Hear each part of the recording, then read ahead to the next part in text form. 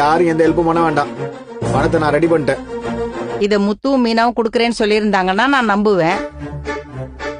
எபிசோடில் பார்த்தீங்கன்னா ரோஹிணி விஜயா கிட்ட அந்த பணத்தை ரெடி பண்ண எவ்வளோ கஷ்டப்பட்டேன்னு எனக்கு தான் தெரியும். அந்த பணத்தை நான் மட்டும் ரெடி பண்ணலைன்னா மனோஜ் வந்து ஜெயிலுக்கு தான் போயிருப்பாங்க. எனக்கு அந்த பணத்தை திருப்பி கொடுத்துட்டிங்கன்னா மனோஜுக்கு கண்டிப்பாக நான் டிவோர்ஸ் தந்துடுவேன்னு சொல்கிறாங்க. இதை கேட்டோன்னே விஜயாவுக்கு பயங்கரமாக கோவம் வந்துடுது. என்ன ஏன் பிச்சை போடுறியா அப்படின்னு கேட்குறாங்க. இல்லை எனக்கு பணம் தேவை, கண்டிப்பாக நான் மனோஜுக்கு டிவோர்ஸ் கொடுத்துட்றேன்னு சொல்கிறாங்க. இந்த விஷயத்த நம்ம விஜயா வீட்டில் வந்து சொல்கிறாங்க. அண்ணாமலை இதுக்கு நான் ஒருபோதும் சம்மதிக்க மாட்டேன், அவன் தான் அதை ரெடி பண்ணணும் அப்படின்னு சொல்கிறாங்க.